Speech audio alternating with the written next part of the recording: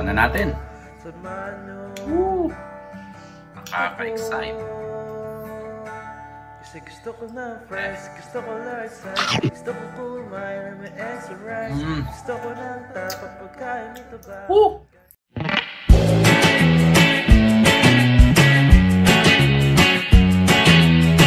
Welcome to Pinoy Pudaholi! Yahoo! Gutom ka na ba? Tara, magluto tayo. Today's episode, gagawa na naman tayo ng isang masarap na dessert.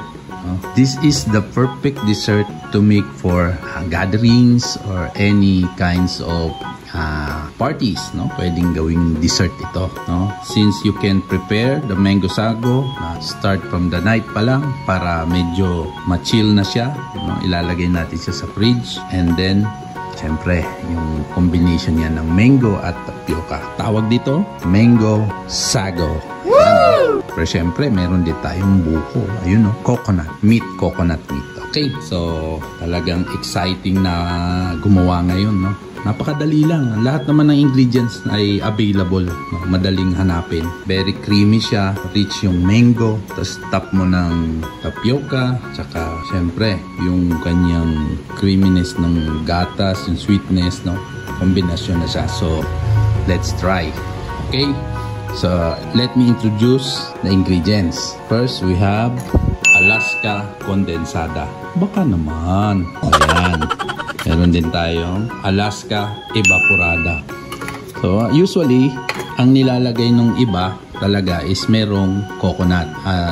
Depende yun sa inyo. Ako, mas prepared ko, nilalagyan ko ng, syempre, all-purpose cream or easy whip, no? Yan, Jersey yan. So, masarap naman at talagang same lang din yung yung tama nung sobrang bisa, no? So, same lang yung bisa nung sarap. So yan, plus meron tayong, kita ko na, you know, mango.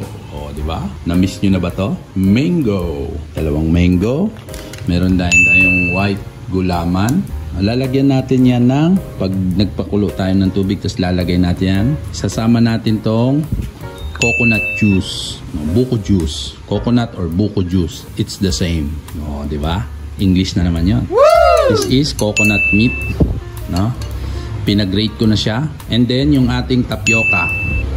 So itong tapioca, binili ko siya doon sa SM, isang mall, na luto na siya, pero syempre initin natin ulit, lulutuin natin para make sure na talagang malinis na, para sigurado lang. Lulutuin natin siya ng mga 2 to 3 minutes or 3 to 5 minutes, pwede rin.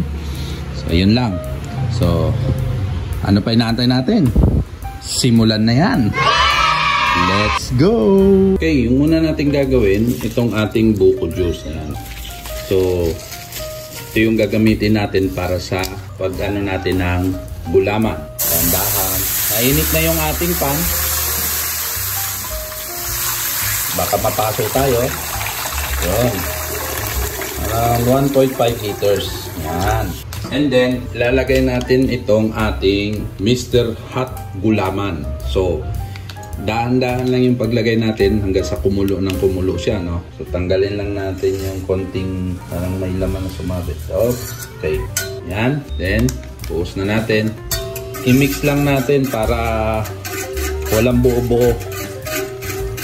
Mga at least pag na-dissolve na siya, isi-set aside natin ito, no? Pero pakuluin muna natin hanggang sa ma-dissolve yung kanyang powder. At pag na-dissolve na yan at mainit na, pwede na natin siyang ilagay sa isang maliit na container, and then ilagay muna natin sa rep para medyo mamuo na, at saka natin ika-cut into small pieces. So, yun lang. Okay? So, balikan natin to mamayang konti.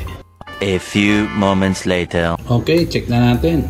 Yun, no? So, ito ay napakulo na ng 3 minuto, mahigit.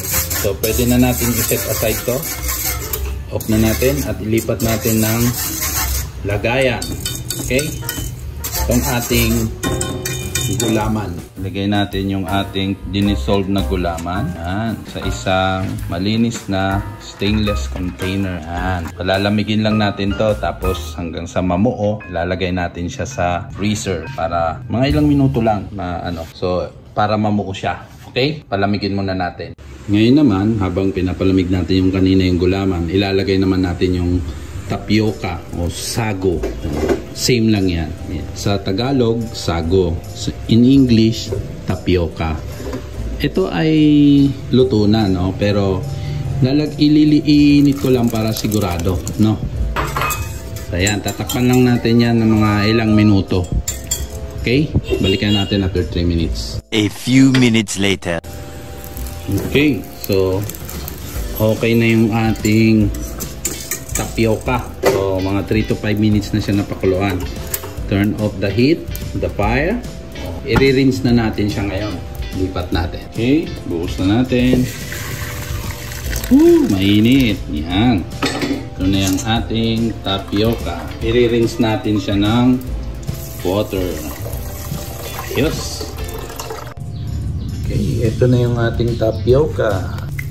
Lipat natin siya ng lalagyan. May nanikit. Ito na yung ating tapioca. Ngayon naman ay yung ating mango. Mango. Yan, sentro na. Yun, matamis tsaka manipis ang buto. Kaya marami tayong makukuha ng laman. Yun, no? Bango.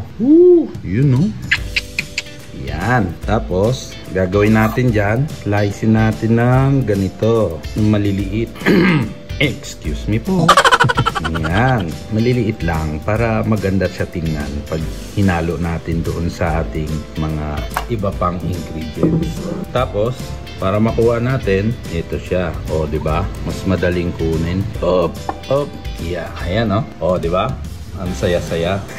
Ang saya-saya. Sayang yung mga nakadikit pa. So, ulit-ulitin lang natin yung procedure sa iba pang mangga. Okay? Yan na. So, ito na yung ating na-chop na mango. Sarap po. Yellow. At next natin, yung ating sago. Kita nyo? So, chopin na natin yan. Maliliit lang. Habaan natin ko. Ready na siguro. Yan. Next natin, buksan natin itong ating cream yan. No, all-purpose cream. Yan. Pwede na dito. Then, kuntingin natin. Yan.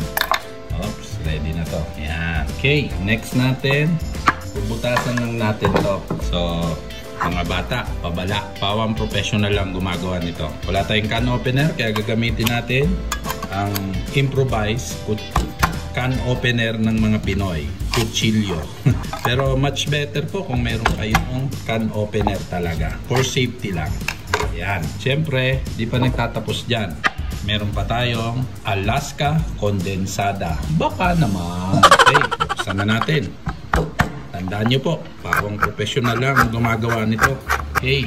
Ito na siya. So, i-mix na natin lahat to. I-combine na natin lahat ng ingredients. Tapos, ilalagay na natin siya sa rep. Palamigin natin ng mga around 4 or more than 4 hours, mas maganda para mas masarap kainin, malamig-lamig na siya. Okay? So ngayon, ilalagay na natin siya sa isang malinis na container. I-mix na natin lahat to. First, lagay na natin yung ating tapioca o sago.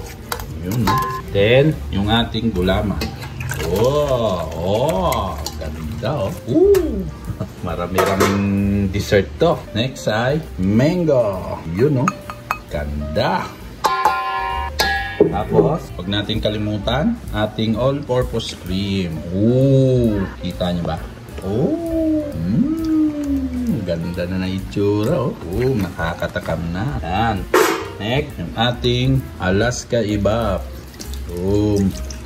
Nakakagutom. Yan. Then, yung ating Alaska Condensed Milk. Half cup lang to, kaya sakto-sakto lang yung tamis niyan. Hindi siya nakakaumay. At syempre, dandahan at baka, alam mo na, sa sobrang tamis mo maging diabetic ka. Yan. Tapos, mix lang. I-mix lang natin sila pare-pareho para mas maging masaya sila. Yun. Ang ganda na itsura. Yung pa inaantay natin. This is it. Okay, lipat natin siya sa isang lalagyan para, oops, may nakalimutan ako bago natin ilipat.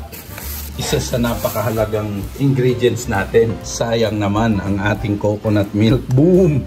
Mas pinasolid, mas pinabisa. Talaga naman. Ano pang hahanapin nyo? This is it. Actually, anything, no? You can layer anything, any fruit, no?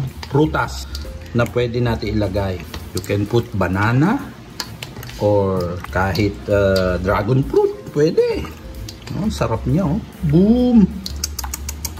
This is it. So, ayan. Lilipat na natin sa lalagyan. Sorry medyo super lolo na yata ako, makalimutin na. Okay? So, lilipat natin ang lalagyan yan. Okay? Kunin natin to. Palitan natin ang lalagyan. At dahan-dahan ibuhos. Yan. Yun. Yun na yun eh. Yun. Wow! Yes, yes. Di pa ba kayo nagugutom? Yan ang pampares, oh. So, ilagay natin siya sa ating rep. Yun. O, diba?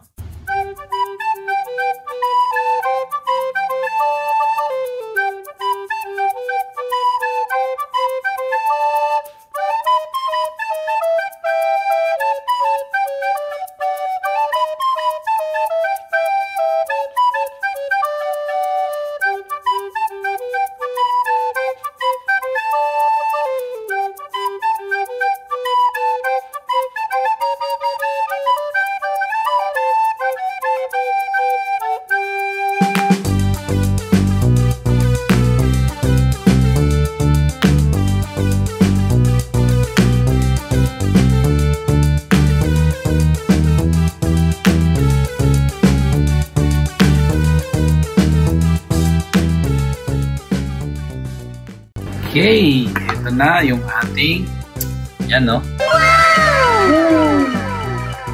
Ready na yung ating mango sago. Malamig na siya, na-chill na natin siya for about 4 hours. At siyempre excited na ako, hindi ko na matiis na patagalin pa, pero siyempre hindi naman natin mauubos yan. Pwede natin uling ilagay sa rep yung matitira. Siyempre, dito na tayo sa ating tikiman time portion. Ito siya, oh. Oh. Okay. Pabay na antay natin. Siyempre, it's tikiman time. Dalawa tong baso na ito. Tikman na natin. Woo! Nakaka-excite.